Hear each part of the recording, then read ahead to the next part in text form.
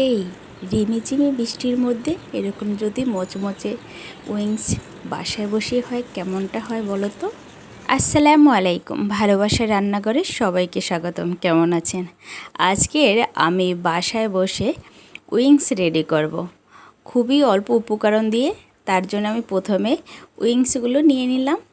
এখন সুন্দর করে ওদেরকে একদম টিস্যু পেপার দিয়ে মুছে নিচ্ছি, যাতে করে কোনো পানি না থাকে।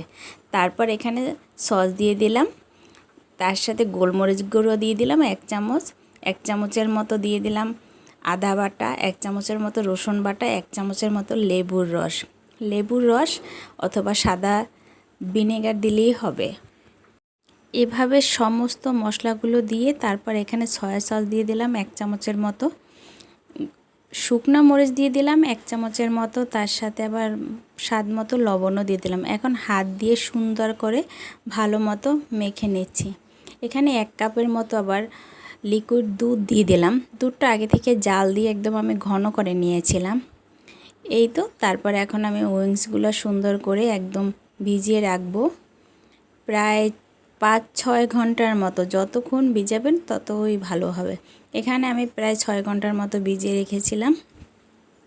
এই তো 6 ঘন্টার জন্য আমি ঢেকে রেখে দিচ্ছি, নর্মাল ফ্রিজে আমি রেখে দেব। 6 ঘন্টা পরে তারপর একটা বাটিতে আমি 1 কাপ ময়দা নিয়ে নিয়েছি, 1 চামচ কর্নফ্লাওয়ার নিয়ে নিয়েছি। ময়দা আর কর্নফ্লাওয়ার দিতেই হবে। 1 চামচ শুকনো মরিচের গুঁড়া নিয়ে নিয়েছি, একটু স্বাদ মতো লবণও দিয়ে দিলাম। তার সাথে আমি একটু মশলাটাও অ্যাড করে দিচ্ছি। এখন হাত দিয়ে ভালো করে মেখে নিচ্ছি। সমস্ত মশলা ভালো মতো মাখা হয়ে গেলে এখন আমি উইংসগুলো ভালো মতো মেখে নেব। এরকম আমি 2 পিস করে এরকম ভালো মতো মেখে নিচ্ছি, যাতে করে সমস্ত ময়দার মিশ্রণটা ভালোভাবে লেগে যায়। তারপর এখানে আমি একটা কড়াই বসিয়ে দিয়েছি। কড়াইয়ের তেলটা যখনই গরম হয়ে আসছে, তারপরে এখন আমি উইংসগুলো দিয়ে দিচ্ছি। উইংসগুলো দেওয়া হয়ে গেলে ধৈর্য ধরে তারপরে এগুলো সুন্দর করে ভাজতে হবে।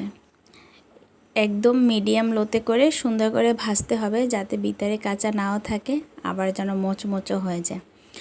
যদি সময় থাকে অল্প একটু ভাজা হয়ে গেলে ঠান্ডা করে আবার একবার ভেজে নেবেন, তখন দীর্ঘ সময় ধরে একদম মোচমোচা থাকবে। যেহেতু আমার হাতে সময় নেই, তাই আমি মোচমোচা করে একবারেই ভেজে নিচ্ছি। এই তো আমার মোটামুটি একদম এই যে লালচা লালচা করে মোচমোচে করে ভাজা হয়ে গেছে। এখন সমস্ত উইংসগুলো আমি আস্তে আস্তে করে ভেজে নেব। এই তো ফাইনালি আমার উইংসগুলো এই যে এত সুন্দর হয়েছে আর এত মচমচে। তুমি যদি পারফেক্টভাবে উইংস বানাতে চাও অবশ্যই আমার রেসিপিটি ফলো করবে, আর একদম পারফেক্টভাবে রেস্টুরেন্টের মতো ঘরে বসে উইংস রেডি করতে পারে। সবাই ভালো থাকো, সুস্থ থাকো। আসসালামু আলাইকুম।